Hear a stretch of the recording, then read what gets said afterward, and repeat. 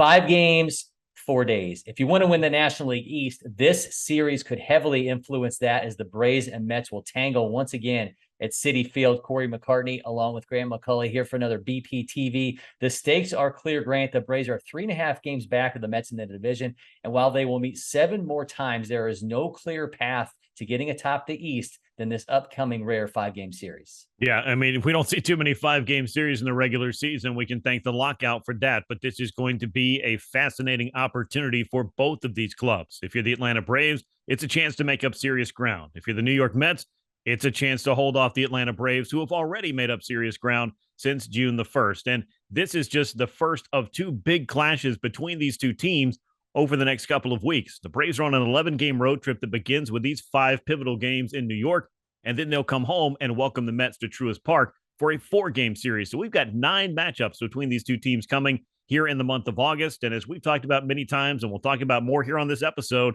these clubs look different than the last time they met, and most certainly from the first time that they clashed way back in April. Yeah, they both went out and got reinforcements between this week's trade deadline. A new bullpen toy for the Braves, the Raciel Iglesias. He'll join them in New York. Jake Odorizzi is going to make his debut for the Braves on Saturday. The Mets look different than the last time the Braves saw them, much healthier too. They've got Jeff McNeil back, Starling Marte, and they bring in Darren Ruff, Michael Givens, Tyler Naquin, and Daniel Vogelbach at the deadline. And they also welcome back one of this generation's best pitchers in Jacob deGrom. Grant, the pitching matchups are going to be, and I checked with my kids on this and the right usage, absolutely lit. Yes, these pitching matchups are lit, and I don't know if it gets any more lit, to use that term 3 times in less than 15 seconds, than Sunday's matchup when Jacob deGrom will be meeting Spencer Strider in a battle of who can break the most radar guns at Citi Field. It should be tantalizing, but a lot has to happen in the 4 games prior to those 2 men meeting on Sunday in that finale. That doubleheader on Saturday is going to be a big one, of course. The Braves offense has been really Jekyll and Hyde, and you've seen the day games for the Braves be the most challenging days, it seems, for Atlanta to score any runs. So how is that going to factor in with a couple of day games sprinkled into this series? So that's a story to monitor. I don't know if there's a way to quantify it, but that's been the trend for the Atlanta Braves. But these are going to be great pitching matchups. The Braves do get their first look at Jake Odorizzi. He'll throw one of the games in the doubleheader. But I think, like anything, like any great series and any series that you want to win, it all starts with setting the tone in game 1, and that is going to be Kyle Wright's job, and he has been up to the task of giving the Braves quality starts all year long. Well, we know the nighttime is the right time, and the Braves are absolutely living that. Yeah. Let's run through these pitching matchups. Then you got Kyle Wright against Carlos Carrasco on Thursday, Ian Anderson, Taijuan Walker on Friday, Max Fried and Max Scherzer in the first game of Saturday's doubleheader, Jake Odorizzi versus that always nefarious TBD in second game of Saturday. And then, of course, as you mentioned, Spencer Strider against Jacob deGrom on Sunday.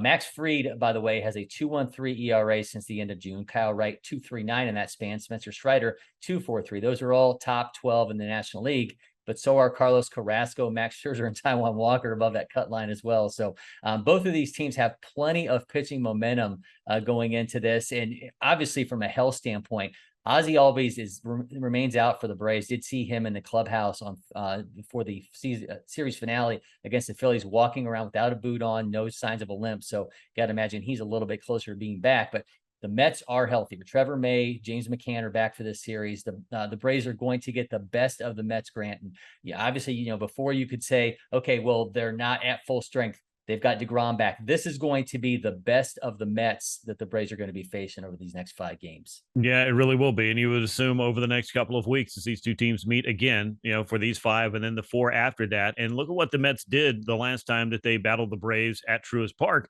And it was grind out at bats, even not at full strength, with Starling Marte out for that series. Without Jeff McNeil in that series, the Mets were able to take 2 out of 3. So you have to look at this Mets club a lot differently than you might have looked at the 2021 version that kind of wilted in the second half.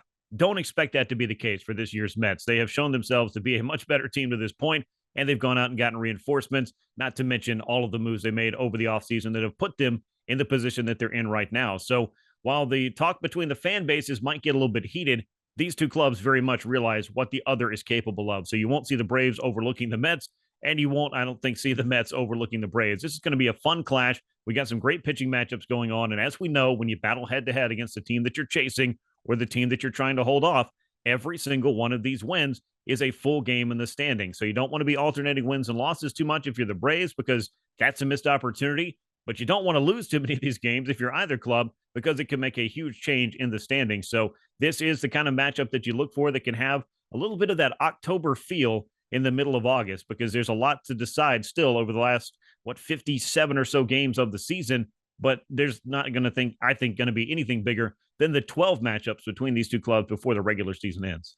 So the Mets have won or tied all 14 of their series against division opponents. That's the longest streak since the Braves won 16 in a row in division in 1999. Meanwhile, the Braves are owners of the game's best record since June 1st. They're looking to snap that Mets run and potentially leave New York with the East lead. So, we've got you covered here on all things Braves on BPTV. Hit that subscribe button, turn on notifications, and tell a friend, because this thing, we need your help to keep this growing. And be sure to catch us on 92.9 The Game in Atlanta Sundays on From the Diamond. Until next time, I'm Cory McCartney. He's Grant McAuley, and we'll see you soon, Braves Country.